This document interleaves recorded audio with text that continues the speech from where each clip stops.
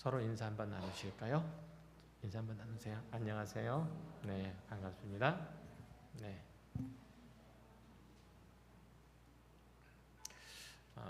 6월이 됐습니다. 여름입니다.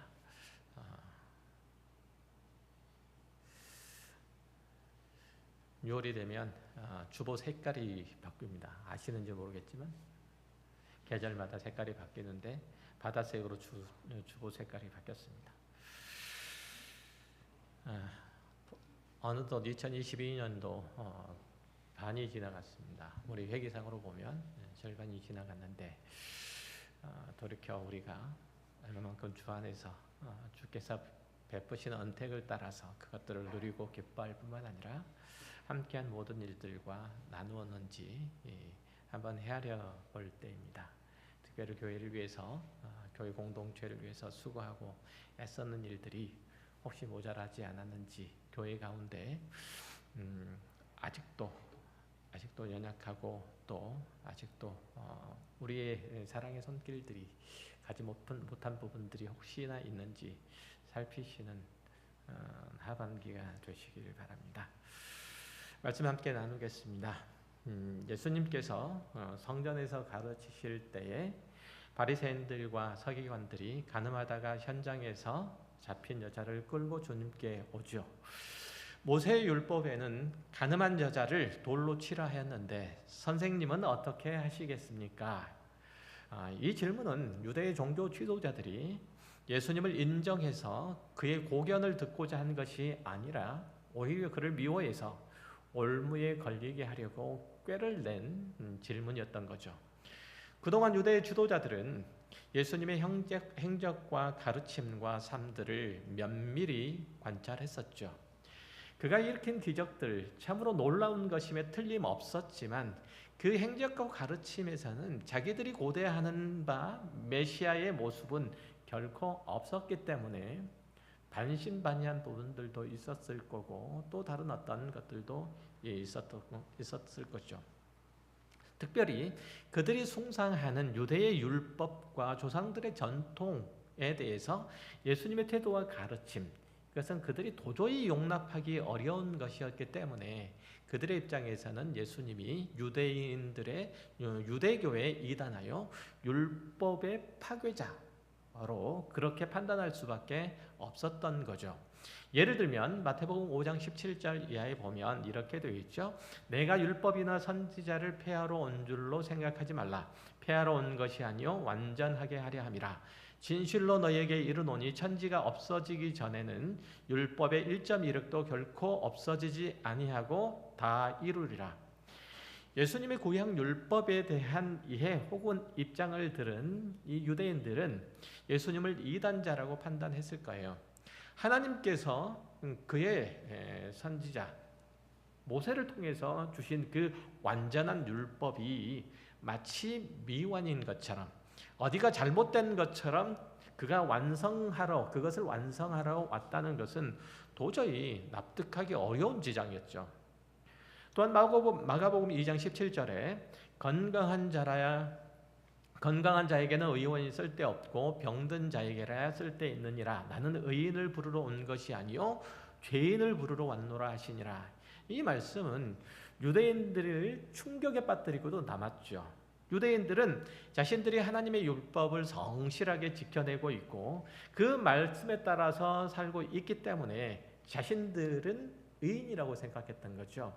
자신들이 하나님께서 선택한 백성이기 때문에 자신들은 의인이요 그 밖의 이방의 족속들은 하나님께서 선택하지 않는 자들이기 때문에 그들은 죄인이라고 여겼던 것이죠.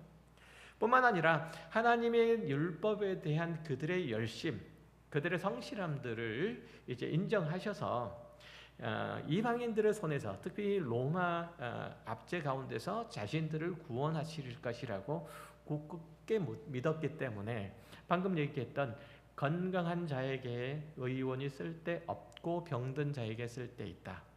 나는 의인을 부르러 온 것이 아니라 죄인을 부르러 왔다라는 말씀 충격적이잖아요.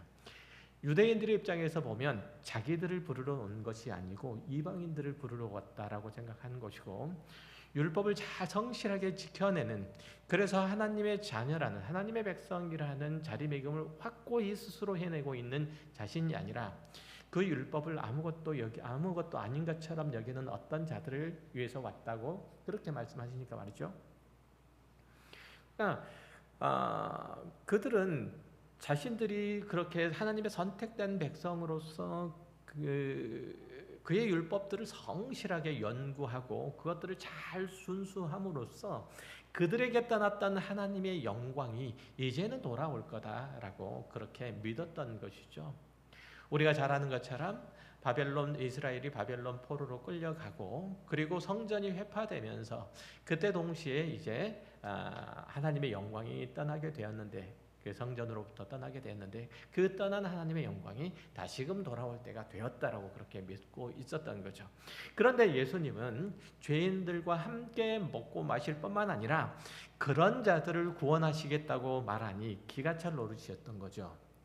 그가 정말 하나님의 메시아라면 그토록 율법의 열심인 자신들을 외면할 리가 없고 이방인들과 세리들과 죄인들과 함께 먹고 마시며 교제하는 그런 어리석은 일들은 하지 않을 것이라고 생각을 했던 거죠. 더구나 자신들이 마치 죄인처럼 탕자처럼 그렇게 취급되는 것, 이것은 참을 수 없는 모독이었죠. 그래서 유대의 바리새인들과 서기관들은 예수님을 책을 잡을 만한 그런 것들을 찾고 있다가 가늠하다가 현장에서 붙잡힌 이 여인을 끌고 그에게 와서 묻고 있는 거죠. 모세의 율법에는 가늠한 자를 돌로 치라고 했는데 그러면 당신이라면 어떻게 하겠습니까? 유대인들은 이 여자를 예수님께 끌고 와서 고소를 하죠. 그 저희는 아주 명백해요. 간음은 혼자서는 저지를 수 없는 범죄임에 틀림없잖아요. 그런데 이 상대 남자가 어디로 갔는지 보이질 않아요. 그렇잖아요. 현장에서 붙들렸으면 상대 남자도 함께 붙들렸을 텐데 이 남자는 보이질 않아요. 그리고 그런 죄를 저지른 사람은 바로 현장에서 돌을 던져서 심판하면 될 건데 그렇게 하도록 되어 있는데 굳이 이 여자를 예수님께 데리고 와요. 그리고서 당신이 율법을 완성하러 왔다고 말씀하시는데, 그렇죠? 율법을 완성하라고 마태복음 5장 17절에서 아까 읽었었죠. 율법을 완성하라고 왔다고 말씀하시는데 정말 모세의 율법을 따라서 판결을 하나 봅시다. 이런 의도가 하나 깔려 있고 또 다른 하나는 당신이 죄인을 부르러 왔다는데 아까 마가복음 2장에서 읽었었죠. 이 여자를 용서하나 봅시다 라고 하는 거죠. 이런 두 가지 의도가 깔려 있어요. 예수님의 입장에서 보면 이럴 수도 없고 저럴 수도 없는 난감한 딜레마가 오게 된 거죠. 여러분이라면 어떻게 하겠습니까? 쉽게 용서하면 된다라고 대답할 수 있겠지만 이 상황은 그렇게 간단치만은 않습니다. 이제 조금 어려워지니까 잘 귀 기울여 들으셔야 됩니다. 그렇지 않아도 설교가 어려운데 조금 어려워진다고 하니까 하나도 못 알아들을 그러실 수 있으니까 잘 들으셔야 돼요. 자, 예수님께서 이 세상에 오심은 하나님의 공의와 사랑이 다 드러나 있죠. 특히 그가 십자가 형벌을 받은 것에서는 그 둘이, 즉 예수님의 공의와 하나님의 공의와 하나님의 이 사랑이 서로 충돌하지 않고 다 완성되는 방식으로 나타나죠. 그의 십자가의 지심에는 죄인들을 향한 진노의 형벌이 그대로 쏟아져 내린 거죠. 또한 죄인들을 용서하려고 자기 아들을 저주의 십자가에 매다신 하나님의 사랑도 또렷이 나타난 거예요. 그런 관점에서 볼 때 요한복음 8장에 간음하다가 현장에 붙잡힌 여자의 이 에피소드는 예수님이 그 여자를 용서해 주신 것으로 끝맺고 있어서 예수님의 사랑이 그의 공의를 삼키고 있는 것처럼 보이지만, 그렇게 보이지만 이 에피소드는 그렇게 간단하게 결론 내릴 문제는 아니에요. 여기서 독자가 관심을 갖고 주목을 해봐야 하는 대목은 모세는 율법에 이러한 여자를 돌로 치라 명하였거니와 선생은 어떻게 말하겠나이까? 라는 질문이에요. 표면적으로는 유대인들이 범죄한 여자를 끌고 와서 예수님의 판결을 요청한 것처럼 볼 수 있지만 넓게 보면, 그리고 전 역사, 인류의 역사들을 포괄적으로 보면 하나님의 창조로부터 종말에 이르기까지 창조사 전체를 보게 되면 마지막 날에 모든 죄인들을 향한 사탄의 참소라고도 이해할 수 있어요.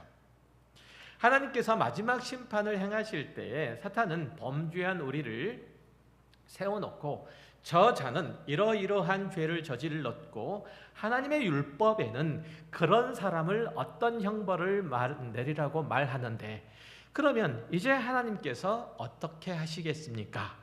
라고 얘기를 한다는 거죠. 하나님께 범죄하고 쫓겨난 사탄이 그 영원한 형벌과 저주 가운데서 빠져나갈 수 있는 방법은 하나님의 형상으로 지음받은 인간을 같은 죄를 저지른 범법자로 만드는 것 외에는 없는 거예요. 저도 나랑 똑같은 존재일 뿐이다라는 거죠. 하나님께서 사랑하시는 인간을 참소해서 자신의 형벌을 면할 수 있는 길들을 만들고자 한다는 거예요. 하나님께서 당신이 사랑하시는 모든 백성들이 나와 같은 죄를 저질렀는데 하나님 어떻게 하시렵니까? 사랑으로 저들을 감싸주시려면 우리도 똑같이 용서해야 되고 나도 똑같이 용서해야 되고, 공의대로 심판하시려면 하나님의 창조와 통치 행위에도 완전치 못한 일들이 있음을 인정하시고 우리의 실수도 용서해 주셔야 됩니다 라는 거죠. 이해되세요?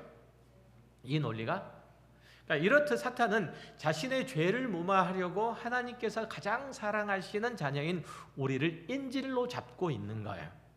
그래서 이 에피소드를 읽는 독자들은 예수님이 그 사랑으로 모든 것을 용서하셨구나 라고 그렇게 뭉개버리면 안 되는 거예요. 하나님의 자녀들이 누리는 그 약속과 복들은 성도가 경험하고 인정하는 수준보다 훨씬 더 높아요. 훨씬 더 커요. 훨씬 더 고귀하죠. 중세시대에 사람들이 알았든지 몰랐든지 인정하든지 안 하든지와 상관없이 지구는 둥글었죠. 그렇죠? 태양의 주변을 지구는 돌았던 것처럼 하나님께서는 우리를 구원하시고 우리 안에 이루시고자 하는 것, 그것은 우리가 알든지 모르든지 우리가 인정하든지 못하든지 우리가 경험적으로 느끼든지 못 느끼든지와 상관없이 우리가 가지고 있는 어떤 것보다 훨씬 더 크다는 거예요. 훨씬 더 고귀하다는 거예요. 자, 이 에피소드를 조금 더 유심히 살펴보면 우리의 주의를 멈추게 하는 부분들이 있어요. 하나는 뭐냐면 나도 너희를 정죄하지 아니한다라는 예수님의 말씀이고, 다른 하나는 그들이 이 말씀을 듣고 양심의 가책을 느껴서 어른으로 시작해서 젊은이까지 다 가버린 거예요. 부주의한 독자들은 예수님이 이 여인을 용서하신 것만 기억을 하지만 이 여인을 끌고 온 유대인들이 하나둘씩 사라지고 없어지는 그 반응을 놓치고 말죠. 왜냐하면 우리는 구원의 문제에 있어서 일방적으로 한쪽으로만 치우쳐 있기 때문에 그래요. 예수님께만 초점이 맞춰져 있고 예수님께서 우리를 어떻게 하셨다라는 사실에만 초점이 맞춰져 있죠. 우리의 감정에만 치우쳐 있기 때문에 그런 거예요. 바리새인들이 참소를 들은 예수님의 행동은 보기에 따라서 굉장히 생소해요. 모세의 법에는 가늠한 여자는 돌로 치라고 정해져 있는데 당신은 어떻게 판결을 내리겠습니까? 라는 질문을 받은 예수님은 조용히 몸을 굽히셔서 땅에 무언가를 쓰세요. 이 장면은 복음서에서는 적어도 예수님의 행적을 다룬 책들에서는 처음이자 마지막이에요.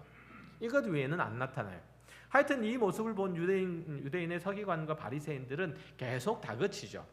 그러자 예수님께서는 너희 중에 죄 없는 자가 먼저 돌로 그 여인을 차라 라고 판결을 하시고 다시 땅에 뭔가를 쓰세요.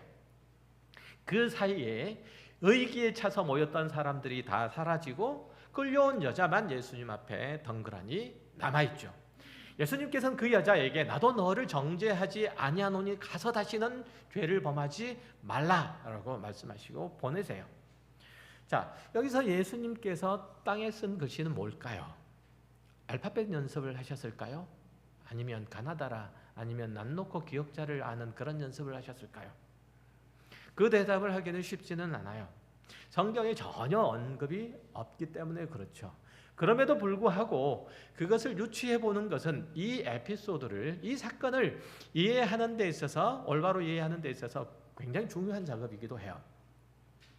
성경에는 하나님께서 인간 앞에 나타나셔서 글을 쓴 장면은 딱 3군데가 나와요. 오늘 본문을 포함해서. 첫 번째 뭔 줄 아세요? 시내산에서 모세를 통해서 십계명을, 2돌판의 글씨를 써주신 장면이고, 두 번째는 다니엘서 5장 25절 이하에서 하나님께서 바벨론의 벨사살 왕을 심판하시고자 그 왕궁벽에 메네 데겔 우바르신이라고 쓴 것이 두 번째예요. 이 말씀의 의미는 이런 뜻이죠. 왕은 하나님의 저울에 달아서 부족함이 드러났다라는 거죠. 하나님의 심판을 예견하는 그 말씀인 거죠. 이 말씀에 응해서 그날 밤에 적군이 왕궁에 침입을 하고, 그리고 바벨론의 벨사살 왕이 뭐라고 하죠? 피살을 당하게 되죠. 피살을 당하게 되고, 그리고 이제 바벨론 제국이 문을 닫고, 그 다음에 이제 페르시아 제국이 다시 일어나게 되죠. 그 사건으로 인해서. 어쨌든 그것이 이제 두 번째고요. 사실 이제 예수님께서는 하늘에 계시는 동안에 성부 하나님의 모든 일들에 함께 하셨죠. 그건 요한복음 1장 1절 이하에 보면 그렇게 나타나 있어요. 태초에 말씀이 계시니라. 이 말씀이 하나님과 함께 계셨으니 이 말씀은 곧 하나님이시니라. 그가 태초에 하나님과 함께 계셨고 만물이 그로 말미암아 지은 바 되었으니 지은 것이 하나도 그가 없이 된 것이 없으니라. 태초의 말씀이 하나님과 함께 계셨다는 뜻은 하나님의 뜻과 지혜와 능력과 그 권세가 이 땅의 모든 피조 세계 가운데 나타났을 때 그때 예수 그리스도도 함께, 성자 하나님도 함께 계셨다는 뜻이에요. 함께 그 권위로, 그 능력으로 나타나셨다는 뜻이에요. 그러니까 여기서 이제 확인할 수 있는 것들은 그렇게 성자 예수님께서는, 성자 하나님께서는 창조로부터 모든 일에 성부 하나님과 함께 하셨다는 점이에요. 그것은 바벨론의 벨사살 왕을 심판하실 때도 그렇고 이스라엘에게 율법의 2돌판을 주실 때도 마찬가지예요. 그러니까 성자 예수님은 모세의 율법을 근거로 들어서 시비를 걸고 있는 이 자들에게, 조상에게 그 율법에 새겨진 이 자들에게 돌판을 주신 그런 분이시죠. 직접 돌판에 글을 써서 주신 분이 바로 예수 그리스도다 이 말이에요. 그러니까 하나님께서 인간에게 직접 메시지를 써서 보여준 사례는 이 2번뿐이고 그 일들을 직접 하셨던, 그러니까 바벨론의 왕궁에 글을 쓰셨던, 그리고 모세의 그 2돌판에 십계명을 쓰셨던 하나님께서 이제 바리새인들 앞에서, 서기관들 앞에서 땅에다가 글을 쓰셨는데 무엇을 쓰셨을까요? 무엇을 쓰셨을까요? 더구나 이 상황은 지금 유대인들이 모세의 율법을 들고 와서 예수를 시험하여 잡으려는 그런 상황이에요. 무엇을 쓰셨을까요? 모세의 율법을 쓰셨을 거죠. 특별히 아마도 간음하지 말라라는 그 말씀을 특별히 더 강조하여서 쓰셨을 수도 있어요. 그러니까 하나님께로부터 받은 이 2돌판에 새겨진 십계명이었을 것이고, 너희가 이것에 대하여, 하나님의 율법에 대하여 나에게 묻느냐? 그러면 그 율법에 새겨진 대로 죄 없는 자가 돌을 들어서 저 여자를 치라라고 판결을 내리신 거예요. 예수님의 이 판결은 모세의 율법을 그대로 따르는 거잖아요. 예수님은 범죄한 여인의 행위를 무죄로 만드실 의도도, 이 여자의 죄에 대해서 용서할 마음도 없으세요. 오늘 본문 끝에도 나도 너를 정죄하지 않으니라고 말씀하신 것은 그 여자의 죄를 모른 채 하시겠다는 뜻이 아니에요. 그것을 알고 계시고 그의 그 죄에 대한 대가가 투석형을 받아도 당연하다는 것으로 여기시는 거예요. 하지만 율법을 어긴 자에 대한 심판은 유대 사회를, 이건 들으셔야 돼요. 다 기억을 못 하시더라도 지금 하시는 말씀은 드리는 말씀은 이해하셔야 돼요. 지금 유대 사회에 대한, 율법을 어긴 자들에 대한 심판은 유대 사회를 하나님의 거룩하심에 따라서 회복해 하시고자 하는 그 열망과 열심에서 나온 거여야 한다는 거예요. 다시 한번요.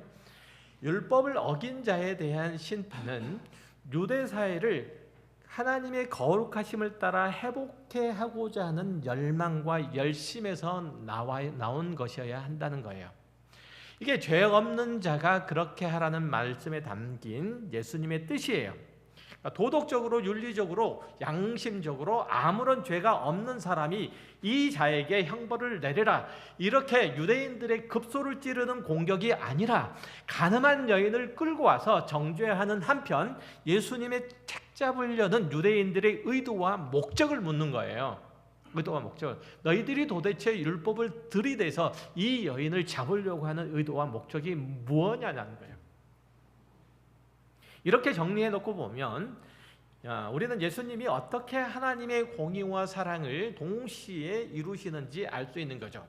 예수님은 유대인들에게 하나님의 거룩과 의에 대한 열의가 있는지, 그것을 실현할 열의가 있는지, 또 그것들이 자신의 삶에서 녹아서 나타나는지를 물으시며, 또한 동시에 불의한 범법자들을 놓아 보내시는 그 사랑을 함께 드러내고 계시는 거예요.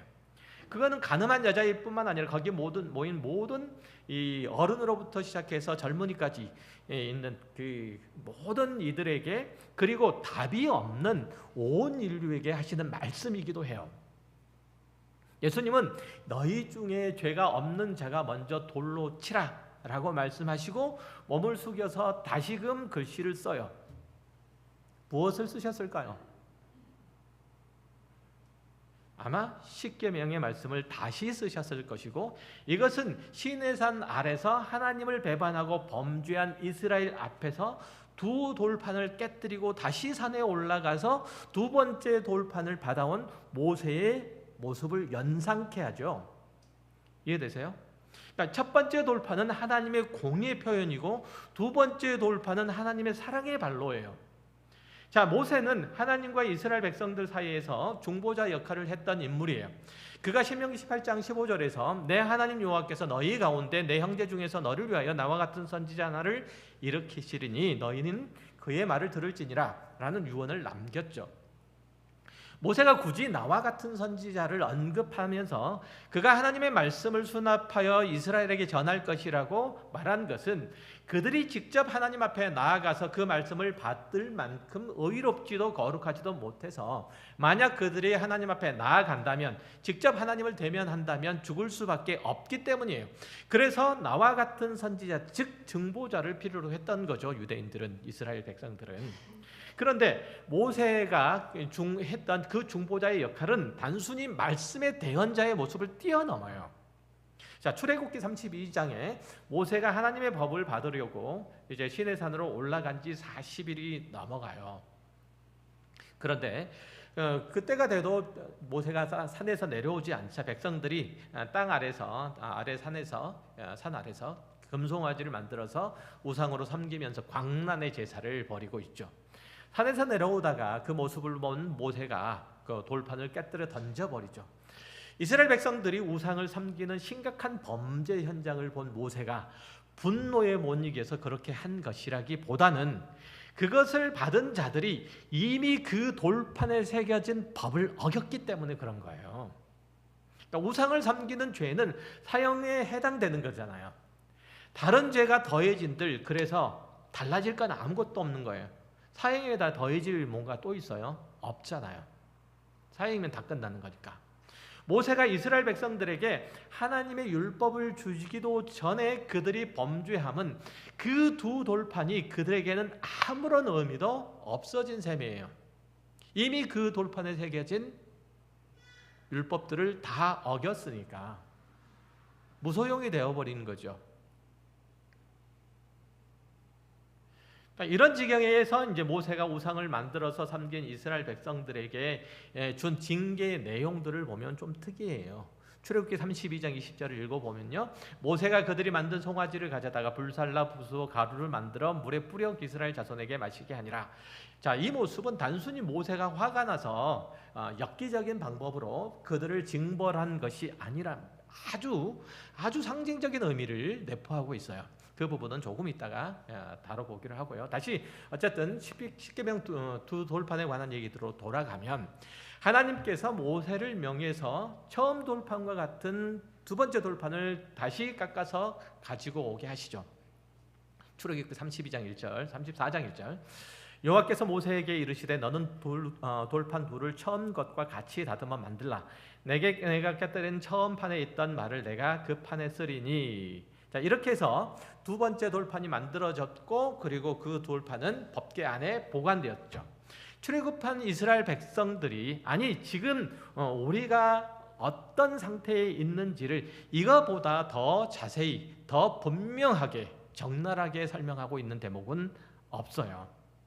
그 부분들은 이제 다음 주에 제가 강의를 할 때 더 자세히 말씀을 드릴게요. 어쨌든 본디 그들은 십계명을 받을 만한 자격이 없던 자들이에요. 그런데도 하나님께서 두 번째 돌판을 준비하게 하시고 거기에 그 법을 다시 새겨주신 것은 인간이 그 지경일지라도 하나님의 거룩하심에 의거한 공의를, 하나님의 거룩하심에 의거한 공의는 결코 하나님께서 양보하시거나 포기하지 않으시겠다는 의지예요. 그러니까 하나님께서 그 공의로우심을 펼치셔서 그들을, 그 공의로우심 반드시 어디로 가야 된다고요? 어디론가 목표를 가져야 돼요. 제가 말씀을 나중에 좀 드릴게요. 하나님께서는 그러니까 인간을 구원하시겠다는 명분을 내세우셔서 그의 공의를 약화하거나 보류하시거나 포기하지 않으신다는 거예요. 그러면 어떻게 하실 건가? 출애굽기 32장에 보면 하나님께서 이스라엘 진멸하시고 모세를 통해서 새롭게 민족을 이루시겠다고 하죠. 그때 모세가 이렇게 이제 답변을 해요. 11절과 12절에 모세가 그의 하나님 여호와께 구하여 이르되 여호와여 어찌하여 그 큰 권능과 강한 손으로 애굽 땅에서 인도하여 내신 주의 백성에게 진노하시나이까? 어찌하여 애굽 사람이 이르기를 여호와가 자기 백성을 산에서 죽이고 지면에서 진멸하려는 악한 의도로 인도하여 내었다고 말하게 하시려 하나이까? 주의 맹렬한 노를 그치시고 뜻을 돌이키사 주의 백성에게 이 화를 내리지 마옵소서. 만약 하나님께서 이스라엘에게 진노하셔서 그들을 진멸하신다면 하나님의 속성에 위배되는 일들이고 또한 하나님의 영광에 구름을 들이오는 일들입니다. 더구나 애굽 사람들이 여호와가 우리를 그렇게 철저하게 심판하고 남김없이 응징해서 이스라엘을 데리고 가시더니 결국은 광야에서 다 죽이고야 마는 걸 보니 틀림없이 악한 의도로 그들을 구원하였음에 틀림없다라고 그렇게 조롱할 겁니다라는 거죠. 그러니까 하나님의 진노에 대해서 모세의 답변이 그런 의미예요. 자, 바로 이 말이 아까 설명했던 사탄이 인간을 참소할 때 사용했던 논리와 똑같잖아요. 모세가 사탄의 참소를 대변했다는 뜻이 아니라 애굽 사람들이 그렇게 하나님을 조롱하고 비난할 건데 그러면 하나님의 공의가 수포로 돌아가고 말 거라는 거죠. 그 이 얘기들을 들어서 자기 백성들의 용서를 구하고 있는 거예요. 그러니까 하나님께서는 인간이 이렇게 되게 한 데는 하나님께서 인간을 제대로 만드시지도 못했고 제대로 보호 관리도 못했다는 뜻 아닙니까? 그러면서 이렇게 가혹한 형벌을 내리시는 게 가당키나 합니까? 만약 그러하다면 하나님, 제가 실수한 것도 당연히 용서하셔야 됩니다. 이런 논리예요. 자, 하나님께서는 이스라엘 백성들이 자신의 삶으로 그 백성들의 도리를 나타낸 것보다 자신의 신앙을 가지고 하나님께 영광을 돌리는 것보다 훨씬 더 크고 두텁게 그들을 구원의 길로 인도하시고 그 가운데서 일어나는 모든 일들 가운데 그들을 지키시고 보호하시고 그들을 의의 길로 인도하세요. 그들을 공의로 심판하신다는 것, 잘 들으세요. 그들을 공의로 심판하신다는 것은 또한 그들을 어떤 식으로든지 그냥 망하게 두시지 않으시겠다는 하나님의 선하시고 신실하신 그 의지, 그 뜻, 그 계획들이 담겨져 있는 거예요. 하나님께서 이스라엘 공의로 심판하신다는 것은 그 공의에 걸맞는 자로 이스라엘을 반드시 고쳐 세우시고야 말겠다는 또 다른 하나님의 뜻이 담겨 있는 거예요. 공의 안에는. 이해되세요? 단순하게 공의라고 하는 것은 범죄한 자, 도덕적으로 혹은 윤리적으로 양심적으로 범죄한 자들을 심판해서 본때를 보여준다는 그런 의미가 아니에요. 그 죄에 걸맞는 만큼 벌을 받게 한다, 그런 의미가 아니에요. 그게 하나님의 공의가 아니란 말이죠. 그러니까 이런 부분들은 우리의 구원의 장래와도 아주 밀접하게 관련되어 있어요. 우리의 구원의 장래는 하나님의 손에 있기 때문에 우리가 피부로 느끼고 실질적으로 경험하는 어떤 것들보다 더 확실하고 절대적인 근거가 돼요. 제가 늘 말씀드리는 것처럼 우리의 구원의 확실성은 우리의 감정, 우리의 의지, 우리의 행동 이런 것에 달려져 있는 것이 아니라, 우리의 신의 행태 이런 것들에 달려져 있는 것이 아니라 하나님께서 우리를 끝까지 그 구원하신 백성들을 지키시고 하나님의 의로우신 보좌 앞에 세우시고야 만다. 하나님의 백성답게 그들을 깎고 다듬고 새롭게 하시고 온전케 하시며 아름답게 만드시고야 만다는 그 하나님의 열심 아래, 그 하나님의 고집 아래 놓여 있는 거예요. 그게 우리의 구원에 대한 이해이어야만 해요. 그러니까 하나님께서 내 안에서 일어난, 그러니까 내가 경험한 어떤 그 구원에 대한 현상적인 일들이나 신앙 상태나 이런 것들이 사실은 우리의 구원의 어떤 설명을 할 수 있는 근거들은 될 수 있을지 모르지만, 그것보다 하나님 내 안에서 하나님께서 그 구원을 이루어 가시기 때문에 우리의 구원은 확실한 거예요. 그걸 아는 것이 복된 일들이고 그리스도인으로서 무너지지 않는 믿음을 구축하는 일들이에요. 내가 어리석고 악한 것과 하나님께서 그런 일들을 감당하지 못할 만큼 약하시거나 능력이 없으시다는 것과는 전혀 다른 문제예요. 다시 출애굽기 32장으로 가보면 모세가 이스라엘 백성들을 위해서 하나님께 기도한 내용이 나와 있는데 거기를 한번 살펴볼게요.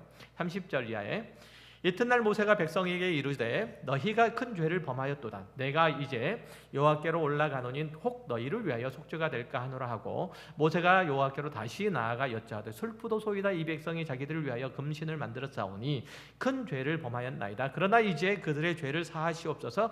그렇지 아니하시오면 원하건대 주께서 기록하신 책에서 내 이름을 지워 버려 주소서.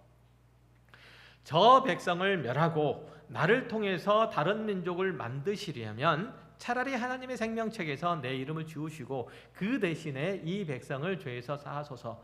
이게 바로 모세가 중보자로서 역할을 한 또 다른 대목이에요.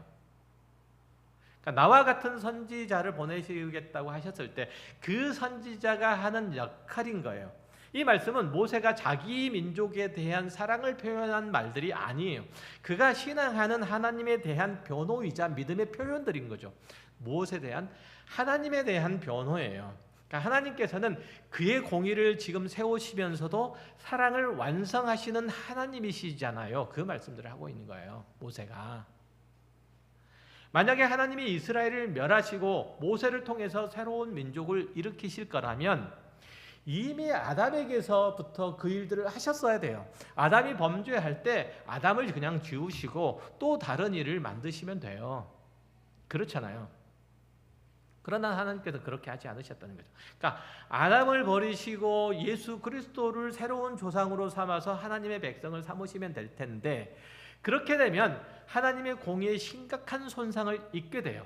아까 설명했던 하나님의 공의에. 그러니까 하나님의 공의는 그 완전하고 의로운 법을 기준으로 해서 잘못된 것이나 잘된 것을 가감없이 판단하고 심판하는 행위만을 얘기하는 것이 아니라 그로 인해서 그 백성들이 올바른 마음의 자세를 갖게 하는 것, 성실한 삶의 태도를 갖게 하는 것, 이것을 목표로 하는 거죠. 심판만 하시고 마는 하나님은 우리가 아는 하나님이 결코 아니에요. 이해하세요? 그러니까 우리가 자녀들을 징계하는 것은 징계 그 자체가 목적이 아니잖아요. 내가 화났으니까 화난 것에 대한 분풀이를 하는 게 아니잖아요. 마찬가지예요. 하나님은 죄는 죄대로 갚으시되 그들을 멸하지 않고 그 사랑을 완성하시는 길을 내셨죠. 그것이 바로 예수 그리스도의 십자가인 거예요. 하나님께서 그 아들을 아담의 후손으로 보내시고 죄가 없으신 분으로서 죄인들의 죄값을 대신 치르도록 하신 거죠. 그는 하늘의 영광을 버리시고 땅에 오셔서 우리가 받아야 될 형벌들을 대신 받으셨고, 하나님께서 다시 그를 일으키심으로써 그 안에 있는, 그 다시 일으켜 세우신 예수 안에 있는 우리를 구원하신 거예요. 그러니까 예수 그리스도는 단순하게 우리를 위하여 대속의 제물이 되셨다 이렇게 이해하지 마시고, 예수 그리스도는 그 안에 있는 모든 주의 백성들, 죄인이지만 주의 백성으로 그렇게 있는 자들을 품고 거기서 십자가에 죽으신 거예요. 그러니까 예수 그리스도가 십자가에 달려 죽으심으로 그 안에 있는 자도 다 심판을 받은 셈이에요. 그리고 예수 그리스도께서 다시 일어나심으로, 부활하심으로 그 안에 있는 자도 다시 다 일어난 셈이에요. 그래서 우리의 부활은 현재형이라는 거 말씀드렸을 거예요. 미래형이기도 하지만 현재형이라는 것.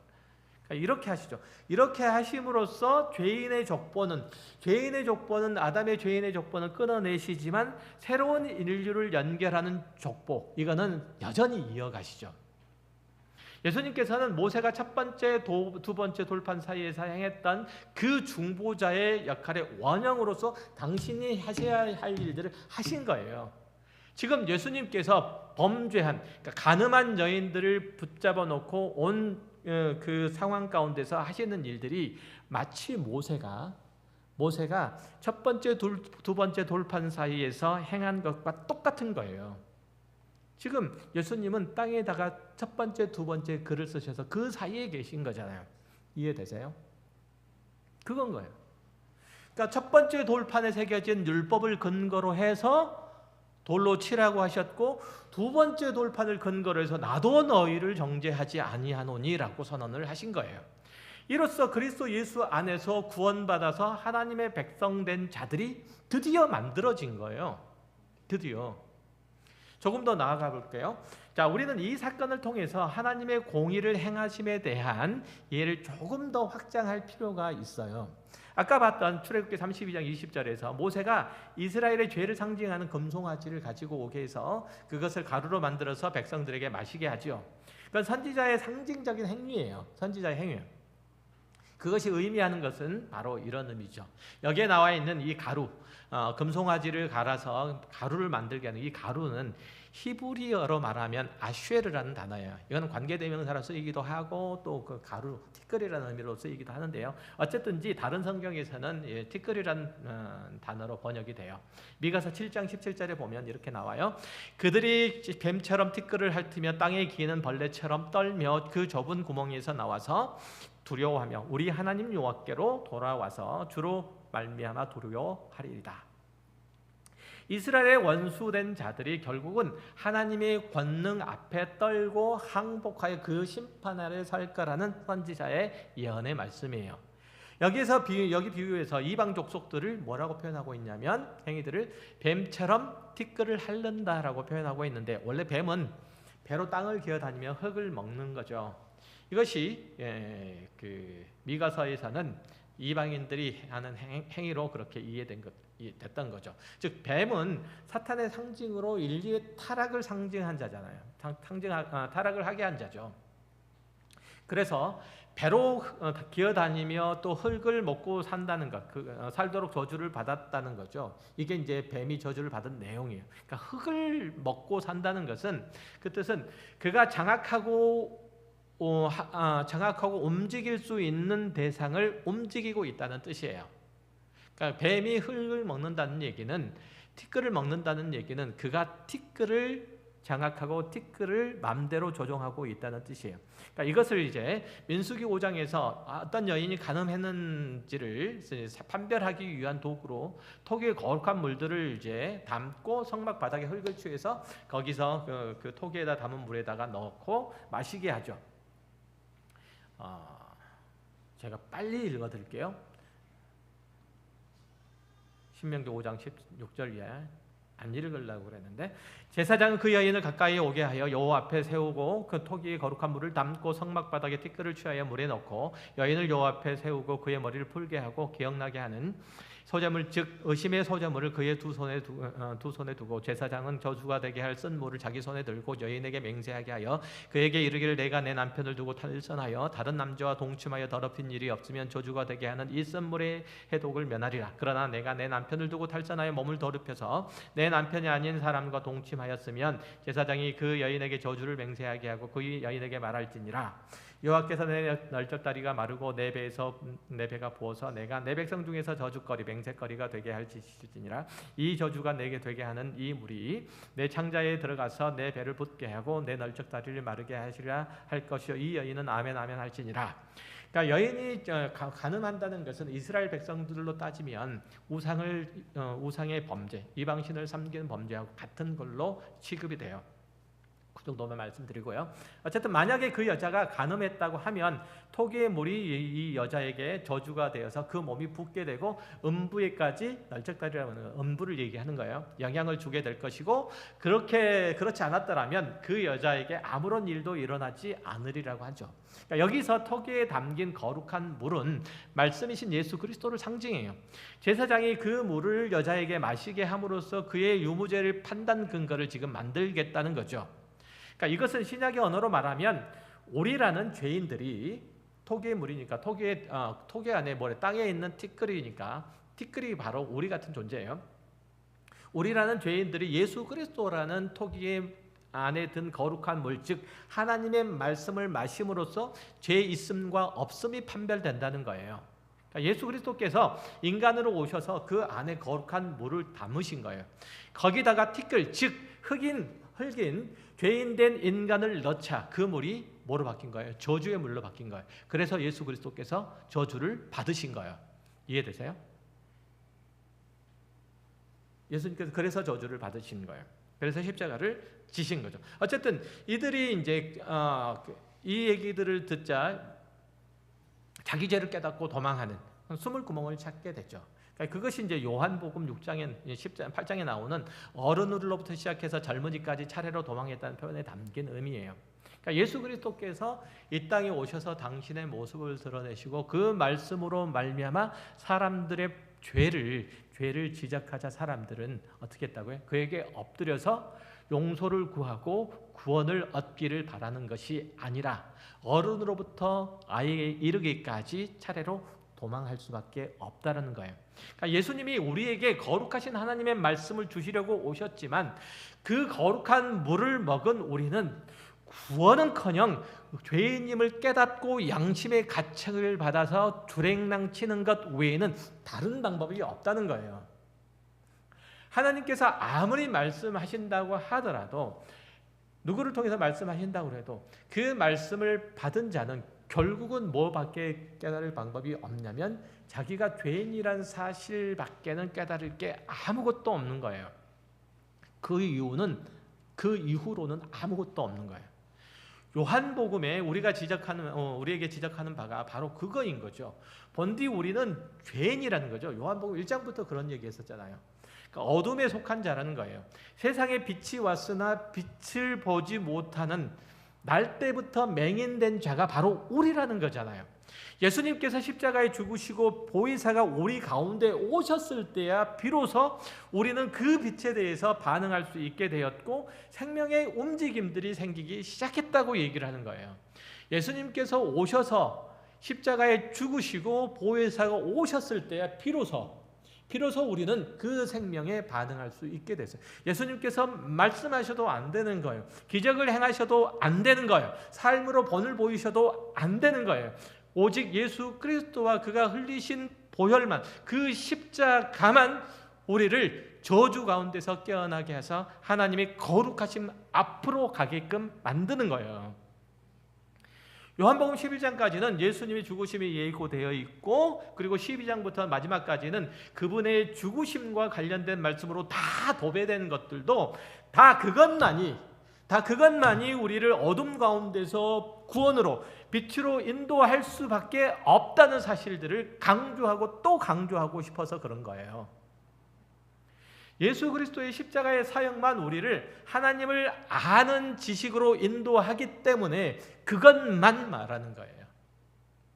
그래서 니고데모가 예수님을 찾아온 에피소드나, 예수님이 수가성 여인을 찾아가는 에피소드나, 아니면 오병이의 기적, 38년 된 중풍병자를 나음을 받은 그 이야기들, 그 얽힌 사건들로 인해서 사람들이 구원을 받았다라는 점을 말하고자 하는 것이 아니라, 그 모든 일에도 불구하고 인간이 구원을 받을 것은 오직 예수 그리스도와 그의 죽으심의 십자가 외에는 그 방법이 없음을 가르치고자 하는 거예요. 다 보세요. 인간은 그저 어떻게 하면 자기에게 적혀있는 그 어려움을 면할 거냐, 여기에 관심이 있었을 뿐이에요. 지금 니고데모는 하나님의 나라의 비밀들을 듣기를 원했을 뿐이고, 그래서 예수님을 찾아온 것 뿐이고, 지금 수가성 여인은 더 이상 물을 길러 오는 그 수고를 안 했으면 좋겠다는 생각밖에는 없었죠. 오병이의 기적을 맛본 사람들은 다시 떡을 먹을 수 있기만을 바랬던 인물들이에요. 38년 된 병자는 자기의 질병을 낫고 난 다음에 유대인들의 비난을 받아서 그 비난받을 것을 예수님께로 전가하고 말았던 인물이에요. 예수님을 기적을 통해서 그들을 구원으로 이끄시지 않았다는 점을 기억하셔야 돼요. 우리의 신앙의 출발점은 하나님 저 같은 자를 구원하시려고 예수를 보내셨습니까? 라는 이 감격이 아니고, 하나님이 끝까지 신실하셔서 구원 언약을 성취하시고 마셨다는 사실에서 나와야 된다는 점을 제가 강조하고 있는 거예요. 여러분이 이 자리에 나오게 된 것은 탕자의 아버지가 매일 마을 어귀에서 그 아들을 애타게 기다린 것처럼 하나님께서 여러분을 수동적으로 애타게 기다린 결과가 아니라, 자기 약속을 지키시며 그 의와 사랑을 나타내시고 기대하고 계획한 것들을 이루시고야마는, 그래서 그 아들을 결국은 십자가에 매다시고야마는 하나님의 공의와 사랑의 완전성에 의해서 만들어진 것이라는 거예요. 우리가 믿는 하나님은 바로 그런 분이신 거예요. 그런 분. 우리가 그리스도인에서 여기까지 온 것은 우리 자신의 감격이나 결정이나 경험들이 만들어낸 것이 아니라, 그 모든 것을 가능케 하신 하나님의 집념, 하나님의 성실하심, 그리고 그분이 당신에게 약속하신 것을, 당신이 약속하신 모든 것들을 반드시 지키시고야마는 그의 전능하심, 이것 때문인 것을 인정하고, 그 아래 여러분들의 신앙의 기초를 세울 그 지혜가 필요한 거예요. 그 용기가 필요한 거예요. 그때서야 비로소 우리의 구원이 내가 확인하고 또 감격하는 수준을 넘어서 하나님을 찬양할 수밖에 없는 그 영역에 이르게 될 거예요. 그리고 더 없는 감사와 찬미가 저와 여러분들의 입술을 통해서 삶 속에서 나타나게 되는 거예요. 여러분들이 남보다 더 열정적이고 더 잘나고 더 지혜로워서 교회에 나오는 것이 아니라 오히려 붙잡혀 나온 거잖아요. 그렇지 않았다면 우리는 끝까지 신앙을 지켜서 하나님의 나라에 들어갈 수 없었을 거예요. 우리는 곧 그 나라에 갈 것이고 그분을 만나게 될 거예요. 그의 사랑을 힘입어서 그 거룩하신 요구를 통과해서 그 보좌 앞으로 갈 거예요. 그 아들 예수 그리스도가 피를 흘리셔 그 일들을 이루었기 때문에 가능해진 거죠. 이것이 우리들에게는 얼마나 큰 위로이고 큰 힘이 되는지 몰라요.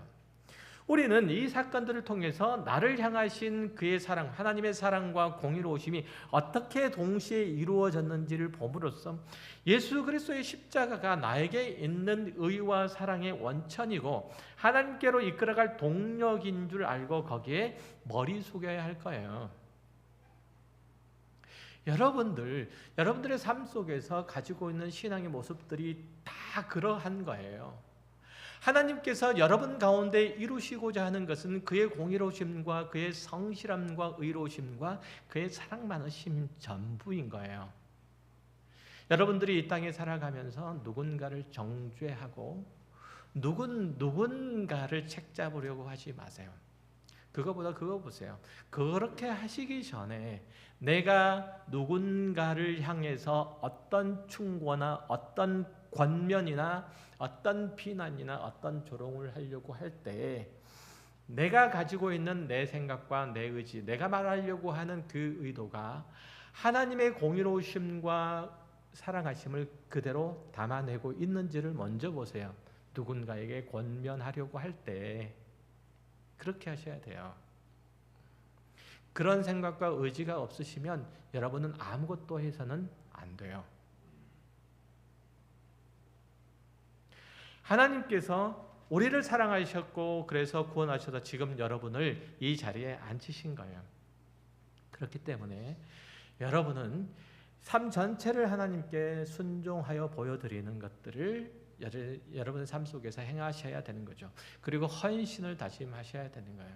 다른 어떤 것들로가 아니고 여러분의 전 존재와 전 인격이 그렇게 하셔야 되는 거예요. 여러분들이 하나님 앞에 신앙생활을 하며 하나님 앞에 헌신을 다짐하는 것들은 여러분의 물질을 쾌척함으로써 나타나는 것이 아니에요. 여러분들의 팔과 다리를 잘라서 드릴 수 있는 것 아니에요. 그런 어떤 것이 아니고 내가 하나님의 그 사랑을 내 안에 담아내고 있는지, 하나님의 공의로우심을 내 삶 속에서 드러내고 있는지 보세요. 하나님의 거룩하심이 나를 통해서 누군가에게 증거되는지 보세요. 그럴 때 하나님께서 나를 통해서 영광 받으시는 줄 믿으시고 그 안에서 여러분의 삶의 자리를, 신앙의 자리를 자리매김하시길 바랍니다. 기도하겠습니다. 하나님 아버지 고맙고 감사합니다.